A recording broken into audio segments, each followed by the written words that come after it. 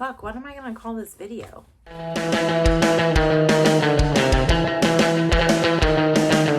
Hey everybody, it's me, Shaking Coffee Beans. I'm back again. I hope everyone's been enjoying my content. Today I'm going to do a different style of video. Don't worry, I still have all the other videos planned. I just honestly have not been in the biggest movie watching mood. That being said, I did watch 20th Century Women the other night with Elle Fanning. It was great. I cried. It's been really hard for me to just sit down and watch a movie. I've been watching a lot of Arrested Development and Addams Family and stuff like that. So, which brings me to my point. Tonight I'm going to be reacting to my fiance's top 10 horror movies. A little backstory: we met on the internet. We were long distance for over a year, and now we live together with our 2 cats. He will watch pretty much anything I shove in his face, so I'm very curious to see this list. I think I know 2 of them. All right, Eric, are you ready? Yes. Okay. He has written them all down on Post-it notes and will be handing them to me one by one. I'm ready for the first film.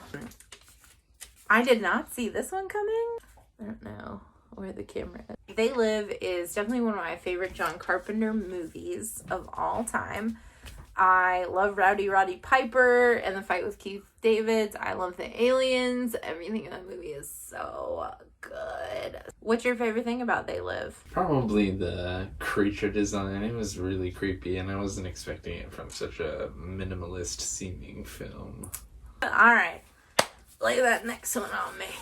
Good pick, good pick. The next one is The Shining. This one kind of intrigues me. I think it's an incredible movie, but I'm a pretty diehard book fan, and yeah, I don't love the deviations. But I mean, The Shining's The Shining. You can't not like The Shining. What's your favorite part about The Shining, or thing about The Shining? You can't pick one great thing about it, because the whole thing is great. It's not Scatman Crothers. Very well, maybe. Dick Halloran. It's mine. No, I'm just kidding. I think mine's the naked old lady in the bathtub. Any more plus-size women in horror? The next one is The Exorcist. Yeah, The Exorcist is the perfect horror movie in my opinion. It's my favorite. This movie is just so different. I told you guys you were going to hear me talk about The Exorcist all the time on this channel, and it is no different right now. It's terrifying. It's weird. It's creepy. I'm a sucker for any kind of movie involving like someone battling with their beliefs. Do you have a favorite line from The Exorcist? Your mother sucks cocks in hell. Do you want to know mine? Sure. Do you know what she did? Your cunting daughter? Next. It is, yeah. I knew Christine was going to be on his list. The first time you watched Christine was the time I showed you, right? I did not expect him to like Christine at all. I think Christine is kind of an acquired taste due to the fact that it is a haunted car movie / killer car movie. The characters are kind of goofy, like very stereotypical, but John Carpenter and Stephen King just have a way with making these very basic and small ideas into art. That movie is so cool. The special effects are insane. What's your favorite part, Eric? Probably when she tries to choke that girl. I just felt like that part was really showing her capabilities as a psychic murderous thing, yeah. Not as cheesy sounding as a car that kills people. Alright, give me that next one. I don't know why I put on a southern accent when I asked for another movie. Evil Dead 2! Evil Dead 2 is also on my top 10 list. Okay, this is a good question. Does my love for certain movies impact the way you watch them? Does that make sense? Sometimes. But I feel like that's a good thing, because if you enjoy the movies, you always have a better experience watching them, so... That's fair. Do you love Ash? Is that why you picked Evil Dead 2? Oh, yeah. Yeah. Because Ash is groovy. You're cute. I feel like I'm at the Oscars. And the winner of one of Eric's top 10 horror movies is Nightmare on Elm Street. Something I really like about Eric is that he enjoys a good classic. I feel like some of my movies on my top 10 are very controversial. But Nightmare on Elm Street was definitely a game changer for me. I get very nostalgic about it, especially like Nightmare on Elm Street 2 and 3, just because I watched them non-stop when I was a kid. I fell asleep to them. I had the box set. They came with the 3D glasses so you could watch Freddy's Dead in 3D, but just that one scene where they go to that nightmare, great. So I think that's a solid choice. I think that Nightmare on Elm Street was like the very first horror movie I watched. I definitely did not want to go to sleep after watching that movie for the first time. All right, next up. This one's good. We had a long discussion about these movies the other day, but the one that made Eric's list is Silence of the Lambs. That is such a solid choice. And Silence of the Lambs is a horror movie. Do not challenge me on this. I will get upset about it. Silence of the Lambs was a movie that I didn't expect to like. I thought that it had so much hype because one of the few movies nominated for an Oscar. But naturally, once you see that movie, it's hard not to fall in love with it. People that hate horror movies love Silence of the Lambs. It's kind of like Misery. I just think it's one of those odd in-betweeners that just captivated people so much. So, how do you feel about Buffalo Bill? I feel like the actor who played him was perfect because his voice itself was just really creepy. It's funny too because I think he sounds different in that movie than any other movie he's in, but you always know it's Buffalo Bill when you hear him. We watched The Hills Have Eyes remake the other month, and I was like, do you know who that is? Yeah, Buffalo Bill. Like, duh. Even though he was like a Republican gun-toting dad. A dad. All right. Next.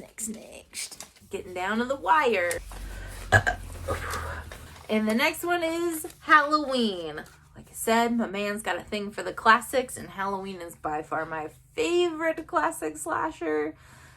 I think it changes so much. But Halloween is another... You've got so many John Carpenter movies on your list. What can I say about Halloween? It's the perfect Halloween movie. It's so good. The final girl is great in it. The supporting roles are great in it. It's so quotable, which I think is kind of odd for a horror movie. I mean, we joke all the time about the PJ Souls quote. Every single time we're in any situation. Like, we're looking at menus at restaurants. We're like, see anything you like? Do you have a favorite scene? Is it that one? I'll tag PJ Souls on Twitter. But it's really the scene where he stabs the dude up against the wall, right? Yeah, that's the stuff. Ooh, I wonder if that's on the list. Anyways, the stuff with Chocolate Chip Charlie. I did not see this one coming a mile away. What a plot twist. The Blair Witch Project. I love that because I just read a thread. Someone was like, what's the worst horror movie you've ever seen? And so many people were like, The Blair Witch Project, The Blair Witch Project. And that just, it bums me out so much. Everyone's like, the marketing was genius in the 90s, but I love that movie. We got the special opportunity to rewatch that movie. We had both already seen it.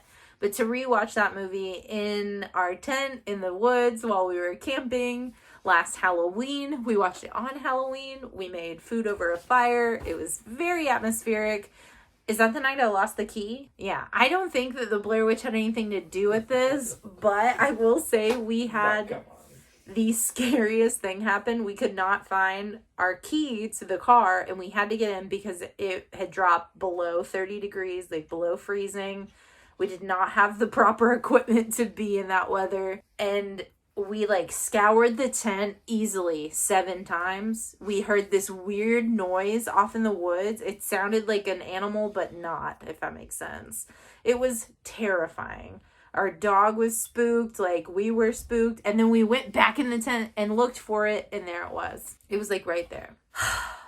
Yeah, I love the Blair Witch Project. Every time I go into the woods, I think about it. Every single time. Even if I'm walking on a paved hike trail, I'm just like, Blair Witch Project. I'm gonna get lost. Die in the woods. Is this the last one? Aww. Beetlejuice. I love that. One, I love that you consider it a horror movie, because it is. It's got really creepy special effects and, you know, like pretty interesting undertones. Very creepy stuff going on. It is definitely my favorite Tim Burton movie. I don't think it's your favorite Tim Burton movie, though, right? Nightmare Before Christmas probably is my favorite, but... Fair. Yeah. That movie has been in my life for so long. It has gotten me in so much trouble. I named my imaginary friend after it, so I'm so stoked to see it on your list. I definitely did not see most of these coming. They live really threw me for a loop. Thank you, Eric, for joining me off screen and letting me review your taste. They're all great. I literally love all of these movies. There isn't one on there that I'm like, that's okay. Which is hard to do. But I guess that's why we're a good couple. We're also wearing matching Elvira shirts, which we got from Cavity Colors. If you don't know what Cavity Colors is, please check their stuff out. They're so good. I'm not sponsored. I just love their shit. We have so many Cavity Colors shirts. Anyways, everybody, thank you so much for watching this video. Be sure to like, comment, subscribe, share. Do whatever you really want to do. I don't know, live your life. But on that note, always check your Halloween candy, like Sam says. And Eric, would you like to say anything? Thank you for sticking around for my lame list. It's not a lame list. It's great. Adios, amigos.